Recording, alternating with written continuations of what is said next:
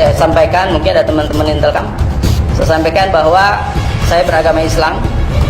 Kemudian yang saya sampaikan bidalah ilal kitab wa sunnah, yang saya sampaikan adalah kitab dalil dari Al-Quran dan Sunnah, kitab sucinya umat Islam. Islam menari dalam genderang-genderang mereka.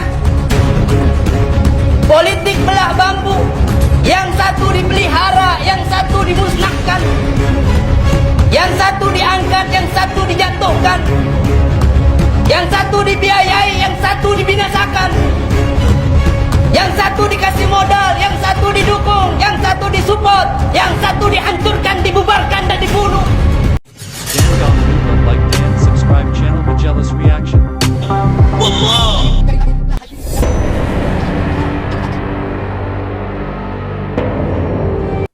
Baik, Assalamualaikum warahmatullahi wabarakatuh. Sahabat Majelis Reaction yang dimanapun Anda berada, semoga sahabat semuanya dalam keadaan sehat walafiat.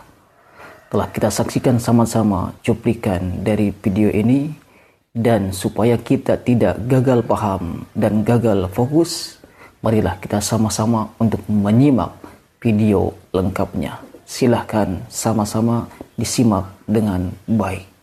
Di Baghdad pada tahun 1258,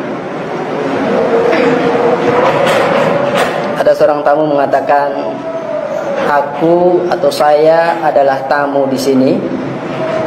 Anda adalah tuan rumah. Silahkan ambil barang-barang Anda yang kalian cintai, yang cocok untuk saya, dan tinggalkan tempat ini. Masyaallah muslimin rahimakumullah. Yang berkata saat itu adalah Hulagu. Dia adalah cucu daripada Genghis Khan, yang pendiri kerajaan Mongol pada waktu itu.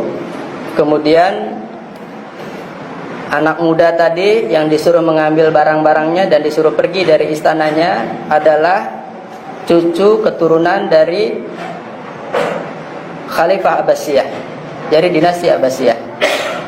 Jadi kekhalifahan terakhir pada waktu itu sangat tragis. Kemudian Hulagu dengan gagahnya menghabiskan semua masjid-masjid yang dibangun telah berabad-abad. Jadi dari abad ketiga sampai abad ke-7 itu bangunan di Baghdad sangat luar biasa. Maka masjid-masjid megah, masjid-masjid indah, masjid-masjid besar dihancurkan rata dengan tanah. Kemudian perpustakaan-perpustakaan, kita tahu bagaimana di situ ada Ibnu Sina, bagaimana di situ ada yang ahli aljabar, matematik, ahli antariksa, antibiologi, ahli oceanologi, semua ahli ada di situ, ahli nuklir dan lain sebagainya. Maka dihancurkan keilmuan pada waktu itu. Sungai Tigris hitam karena tinta-tinta daripada kitab-kitab umat Islam, daripada keilmuan umat Islam pada waktu itu menghitam. Kemudian darah itu sampai sedengkul karena umat Islam saat itu dibantai, kemudian dihancurkan. Ini adalah kejadian sudah beberapa abad yang lalu. Masyaallah muslimin rahimakumullah. Singkat cerita, kemudian Hulagu bikin markas besar di luar Baghdad. Kemudian memberikan peringatan kepada semuanya, atau memberikan pengumuman kepada semuanya, bahwa Hulagu ingin bertemu dengan ulama terkenal, ulama yang paling pintar, ulama yang paling lihai, dan dia ingin bertemu. Maka diumumkan semuanya. Dalam satu riwayat dikatakan ada 200.000 umat Islam pada hari itu dimusnahkan. Tapi pada riwayat lain ada yang mengatakan 400.000 pada hari itu juga dihabiskan oleh pasukan Mongol. Kita tahu pasukan Mongol waktu itu dibantu oleh pasukan Cina, ya. Ini nanti bisa lihat di kejayaan dan keruntuhan daripada kerajaan Mongol. Nah, kemudian singkat cerita, ketika diumumkan bahwa Hulagu ingin bertemu seorang ulama atau satu ulama yang mahir, yang jago, yang lihai, tapi karena kebengisannya, karena galaknya, si Hulagu, maka tidak ada satu ulama pun yang berani untuk menghadiri undangan Hulagu. Di tengah-tengah kegentingan itu, maka ada seorang anak muda yang jenggotnya sejak belum tumbuh, anak muda, guru madrasah. Kemudian dia mengatakan, saya siap memenuhi daripada undangan Raja Hulagu. Kemudian orang-orang pada khawatir, apa yang mengakibatkan dia berkeinginan ketemu dengan Hulagu. Kemudian anak muda itu berkata, ya, saya sangat penasaran dan tertantang dengan apa yang diinginkan oleh Hulagu. Raja bengis, raja tega, raja sadis, pembantai, pembunuh, yakni Hulagu tadi. Maka anak muda itu berangkat. Sebelum berangkat, anak muda itu bawa seekor unta yang besar, kemudian bawa seekor kambing, kemudian bawa seekor ayam. Berangkatlah dia ke markas besarnya Hulagu. Kemudian bersampailah di hadapan Hulagu. Hulagu kaget, heran. Kemudian dia perhatikan dari atas rambut sampai ujung kakinya. Kemudian dia bertanya, hanya dapat seorang ini mencari ulama di Baghdad yang terkenal dengan berbagai keilmuannya. Mendengar ucapan itu, kemudian anak muda itu berkata, wahai Tuan, kalau Tuan mau ketemu yang lebih besar dari saya, di luar ada unta. Kalau Tuan yang bertemu dengan yang berjenggot, di luar ada kambing. Kemudian kalau Tuan mau bertemu dengan yang bersuara lantang, di luar ada ayam. Tuan bisa mau ketemu di Baghdad ini dengan yang model apa saja. Mendengar ucapan itu, maka Hulagu tercengang dan kaget. Dan dalam hatinya berkata bahwa anak muda ini bukan orang sembarangan. Kemudian Hulagu bertanya, ada dua pertanyaan saya kepada Anda, wahai anak muda. Yang pertama, apa yang menyebabkan kami, saya sedikit mencari bahasa agar mungkin tidak kena bahasa hukum, tapi saya sampaikan, mungkin ada teman-teman Intelkam, saya sampaikan bahwa saya beragama Islam. Kemudian yang saya sampaikan bidalah ilal kitab wa sunnah, yang saya sampaikan adalah kitab dalil dari Al-Quran dan Sunnah, kitab sucinya umat Islam. Dan saya menyampaikan di dalam masjid dalam keadaan khutbah Jumat. Masjid adalah tempat sucinya umat Islam, dan yang mendengarkan adalah jamaah umat Islam yang beragama Islam. Maka apapun yang saya sampaikan di sini tidak ada pelanggaran hukum positif. Itu dulu. Ma'asyiral muslimin rahimakumullah. Kemudian Hulagu meneruskan pertanyaannya. Ada dua pertanyaan saya buat Anda, wahai anak muda. Yang pertama, apa yang menyebabkan kami bersama dengan kekuatan militer kami sampai bisa menduduki istana Anda di sini dan menduduki Baghdad hari ini? Kemudian anak muda itu menjawab, wahai Hulagu, ini adalah kesalahan kami. Kami yang kurang bersyukur atas nikmat Allah Subhanahu wa ta'ala atas bangsa kami.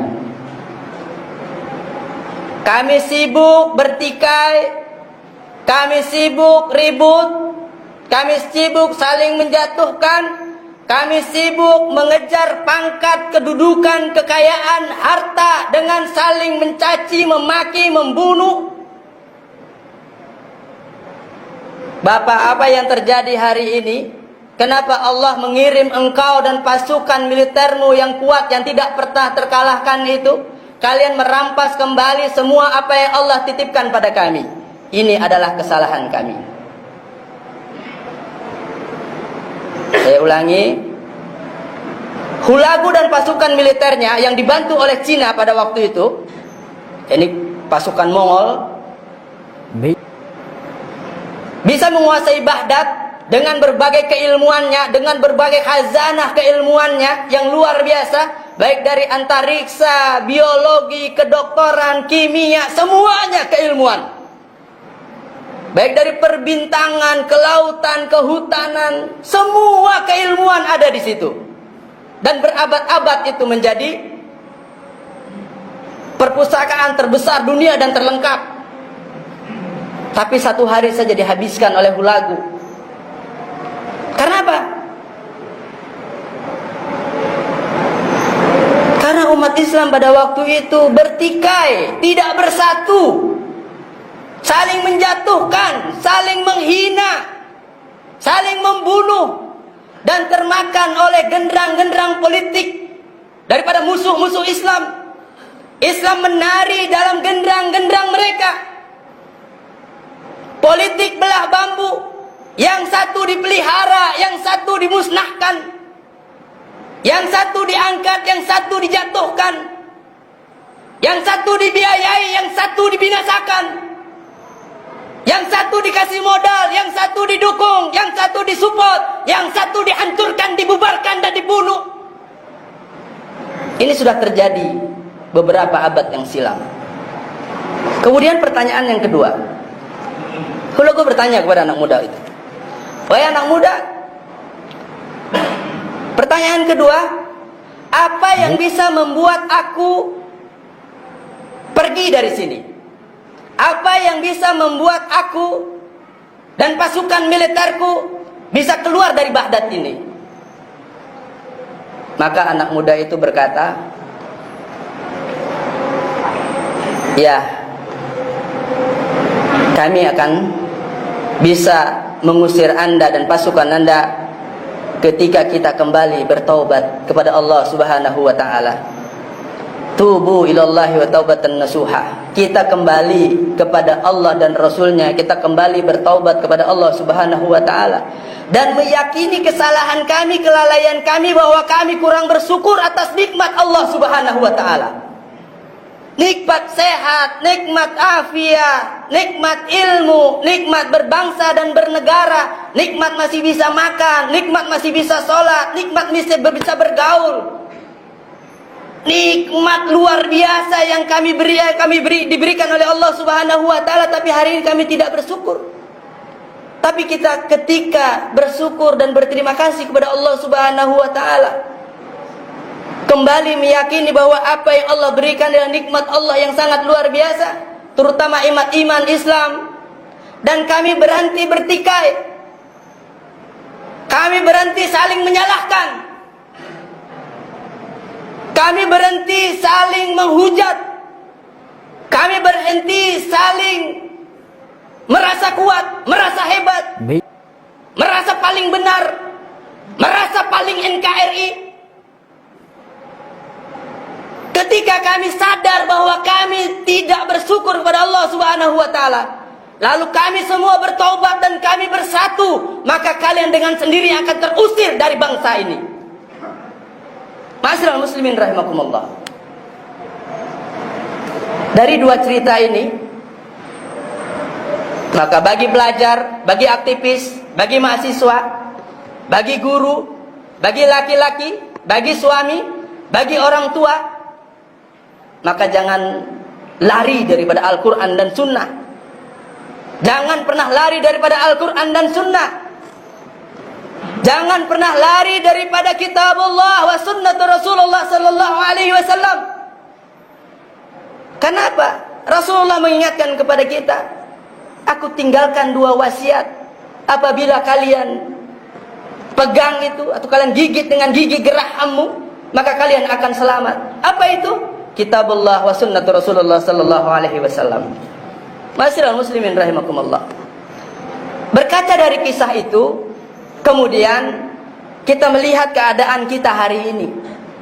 Apa yang kita lihat, apa yang kita dengar, apa yang kita rasakan di lingkungan kita, hendaklah kita gunakan kacamata Al-Quran dan Sunnah untuk melihat keadaan ini.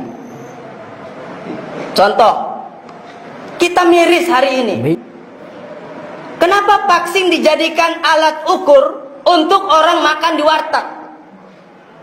Vaksin dijadikan alat ukur untuk orang mengurus administrasi di kelurahan. Vaksin bukan alat administrasi bernegara. Vaksin itu boleh ya, boleh tidak. Tidak ada pemaksaan kepada warga negara Indonesia atas vaksin yang akan dilakukan. Kalau orang punya gejala jantung, ginjal, punya penyakit bawaan, sudah tua, tapi karena dia tidak banyak ilmu, dia orang awam, dia tidak cukup ilmu, dia tidak sadar bahwa dia dalam keadaan sakit, kemudian dipaksa untuk divaksin, kemudian banyak yang mati. Ma'asyiral muslimin rahimakumullah. Terus kita tentang vaksin? Enggak. Silahkan vaksin, tapi dengan cara-cara yang benar. Tapi kemudian tidak boleh pemerintah, tidak boleh negara memaksakan vaksin kepada orang, terutama kepada rakyat yang tidak mau divaksin, terutama kepada umat Islam. Ma'asyiral muslimin rahimakumullah. Lalu ada yang mengatakan, kalau kita melawan vaksin nanti ditangkap, nanti dipenjara, nanti ditembak, nanti dibunuh. Ya ma'asyiral syabab, wahai para pemuda, ishhad bi anna muslim. Saksikan bahwa kita adalah generasi muda yang berserah diri kepada Allah Subhanahu wa taala. Al jihadu sabiluna. Jihad di jalan Allah adalah jalan kami. Al mautu fi sabilillah asma amanina. Mati di jalan Allah adalah cita-cita tertinggi kami. Resiko menyampaikan kebenaran ada 3, selalu saya sampaikan. Yang pertama, kalian akan ditangkap, kalian akan dipenjara. Yang kedua, kalian akan ditangkap kemudian diasingkan. Dan yang ketiga, kalian akan ditangkap, ditembak dan dibunuh. Ini sudah resiko perjuangan. Tapi bagi mujahid, bagi dai, bagi mukharrik, bagi penggerak, aktivis gerakan, aktivis dakwah, pendamping umat, pendamping kaum kusam, maka ini sudah menjadi bagian dari perjalanan hidup. Ketika kita di penjara, anggap saja kita sedang uzlah, bisa menulis kitab, bisa banyak belajar, bisa murojaah, menghabiskan hafalan di dalam penjara. Kalau kita diasingkan, anggap saja kita sedang tamasya. Sahabat Majelis Reaction yang dimanapun Anda berada, telah kita saksikan sama-sama video lengkap dari pernyataan ini dan dari video ini. Semoga bermanfaat dan tetap semangat. Wassalamualaikum warahmatullahi wabarakatuh.